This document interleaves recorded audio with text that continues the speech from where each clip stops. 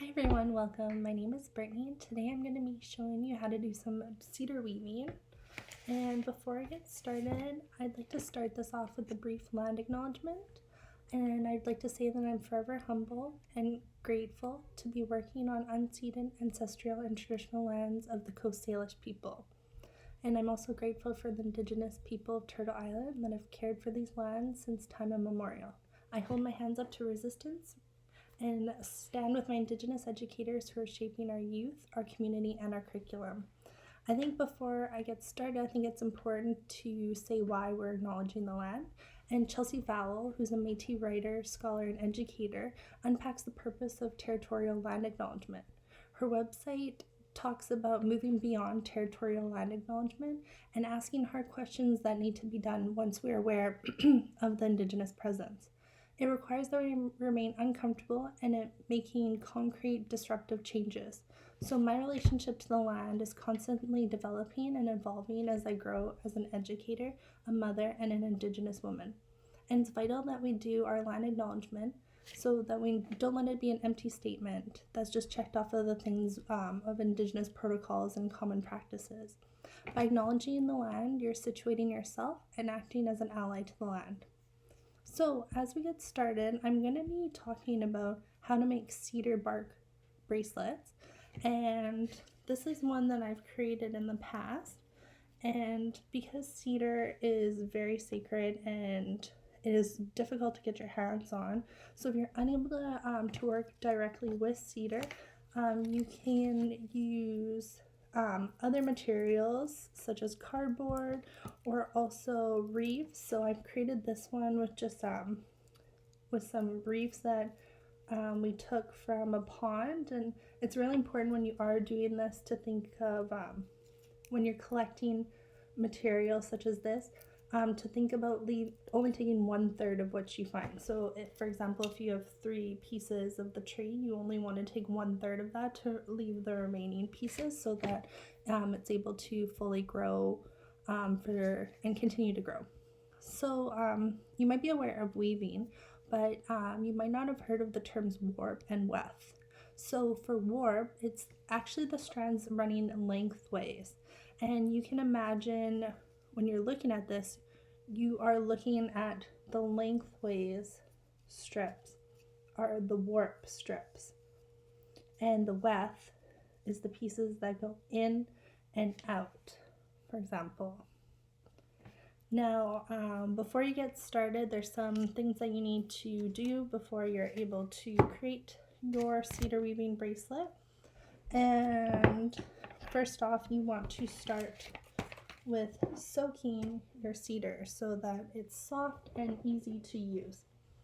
Next, you want to take a large piece like this, and what you're actually going to be doing is you're going to be stripping. So I've started here, and you can kind of see the difference on this piece, and it's quite a thicker piece. You're going to take a knife and you're going to slightly lift up very gently the top row of the piece. So if you see here, I'm just going in with my knife gently and lifting up the piece. So for the purpose of this video, I'm just going to briefly show you what this may look like. So you're actually not going to be using the top portion of this. So you're going to remove it as so that you are left with more of just the remaining piece of the cedar. So for example, this is the piece that I just took off, and this is the piece that I need to finish. So let me quickly finish that, and be very careful. You want to go slowly, and for the purpose of this, I'm just going to speed through this and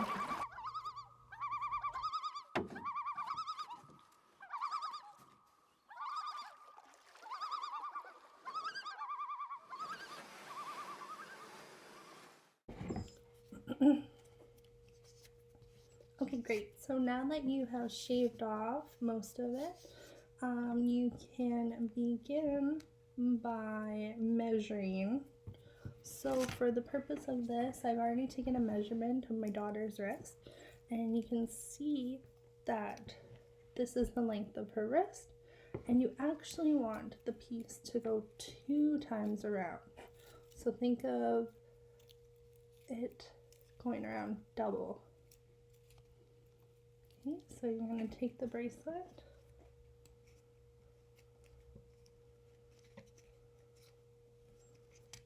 I'm gonna 2 times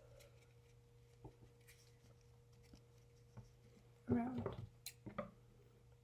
and I would recommend maybe just a little bit longer than you had imagined, because you'd rather be a little bit more than 2 times around than a little bit under. And definitely think that's one thing I've learned while making these a few times. Okay, so cut off your excess and keep that for later. And I keep these scraps that I've shaved off, and I put them in my garden, and they're a great way to keep bugs away, and definitely make sure you use all of it, so do not discard that.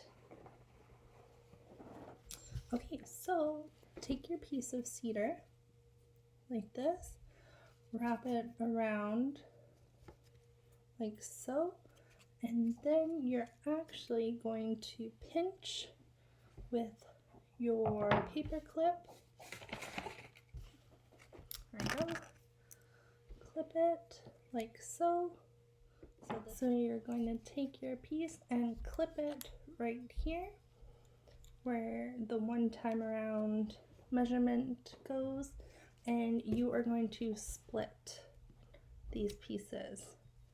So I would recommend trying to do 3 minimum, but preferably 4 if you have a long enough piece. If you are using reeves that you found in the pond, it might be difficult to split it more than 2 times, which is okay, but ideally you want to do 3 for the over-under effect. So you're just going to gently pull them apart like this.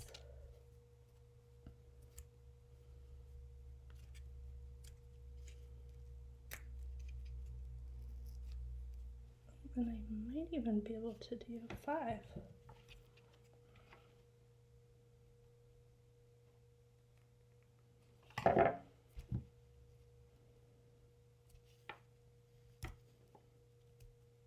Don't want to pull too hard, you just want to gently squeeze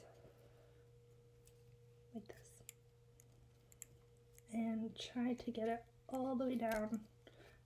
If I didn't shave off the outside bark enough, it would be really hard to pull. So for example, I think this one is stuck a bit, and so it's more challenging to separate. Okay, now that I have these pieces like this, and it is connected like so, just double check before you get started that this is the correct size.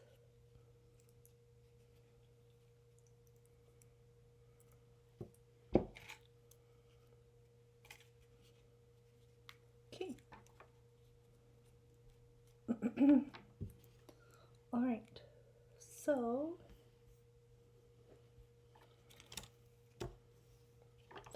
and also where I got this information from is the Haida Weavers, and they show on their website step-by-steps on how to cedar weave, and they also provide people with little kits. So if you're unable to collect cedar, this one was harvested from Musqueam. And before I get into the weaving aspect of it, I think it's really important to talk about cedar and why it's important. So for this lesson, I've decided to focus on K-3 and thinking about this cross-curricular concept of teaching cedar weaving with art education and science as one of the curriculars that I'm hoping to focus on. So what I think is really important is thinking about the local forest and a place-based learning. And so, for example, I spoke of how I'm from Coast Salish, I'm from Bella Bella, and I'm working on Coast Salish territory. So thinking about how First Peoples principles practice with cedar weaving. Now, before I get started, I would like to talk about my lesson plan and why it is important to respect protocol. So cedar is a sacred symbol of the Northwest Coast, and the wood is a natural resource that is in the production of material goods, but it also holds integral roles of the spiritual belief and the ceremonial life of the Coast First Nations people. And all of this information can be found on Indigenous Foundation's UBC website, so making sure you're referencing authentic Indigenous knowledge is very important when you're talking about creating an Indigenous lesson plan. So, for example, cedar is valued for its healing abilities, and you might want to be careful when you are working with this, because if you do get it under your nails like I have before, it is painful. So just really be careful when you are handling this, and why I think it's important to when you're working with children and doing cedar weaving to focus maybe more on a reef based. It's something that wouldn't be painful if the child was using it, or talking about with cardboard, for example, is a great way of doing this in a modified lesson plan. So some of the things that I wanted to focus on was the areas of science in kindergarten, and one of the big ideas is plants and animals have observational features. So my concept would be to take the children to a place such as your local forest, and you could talk beforehand going there. You could talk about how there are different components of a cedar tree, and thinking about maybe the plants and trees that you have around your area. And a great book that I found that was helpful is called From the Mountain to the Sea and We Live Here by Brenda Boreham. And she is from, I found her information on strongnation.com, which is authentic Indigenous literature. Pardon me. And another thing you could focus on is art education in the kindergarten curriculum. And the big idea there is people create art to express who they are as individuals and the community. So you could talk about the Coast Salish people and their weaving and how important it is to them, and the sacredness of the tree in regards to the cedar. And one of the First Peoples principles that I connected this to was looking at how learning involves recognizing the consequences of one's actions. So thinking about resource management, and how I mentioned at the beginning is if you are going to go and collect this for yourself, if you see a plant, you don't want to cut down the entire plant and then the plant doesn't have a chance to grow anymore. You really want to think about your actions and the consequences of it, and really being a good ally to your place. And also another thing that I think connects to this is learning involves patience and time. I can't imagine creating this within a few minutes. It's not going to be a quick, easy, I want to take my time. I want to really focus on being patient with the materials, with myself, and I don't want to rush anything. So for the purpose of this video, I won't be able to create the entire bracelet because this would take quite a chunk of the time. So something that you could do looking for the Indigenous perspective when you're talking about cedar weaving is that Coast Salish people have a creation story of the origin of the red cedar. And the story depicts of a good man who's always there to help others. And the creator declared that when the man dies, a red cedar tree will grow where he is buried, and he will continue to help people. And this was also found on the Indigenous Foundation UBC website. And I think this is a great way of talking about the deep respect for cedar in its tradition, and how it spans over time immemorial and continues to be a culturally, spiritually, and economic importance to the Coast Salish people. Great, and the last thing I wanted to talk about today was how I mentioned about the science aspect of it, and how plants have distinctive observational features. something that I think is really important to talk about is how the cedar tree can live up to 1,000 years, and it grows very tall. So if you're looking at a red cedar, it can span up to 70 meters tall. So you could definitely look at some of those components and talk about with your students the different observational features of the plants that are around you, and talking about the cedar plants as well. So before I let you go, thank you so much for listening to my story. I hope you enjoyed the beginning steps of the cedar weaving and talking about how you could weave with materials that are around you, and potentially going to a land-based lesson and sitting with your children and collecting this outdoors and making sure that you soak your material beforehand as a way so that it's bendable. You could create things that are more of like a mat and incorporate this sort of weaving with thread as well.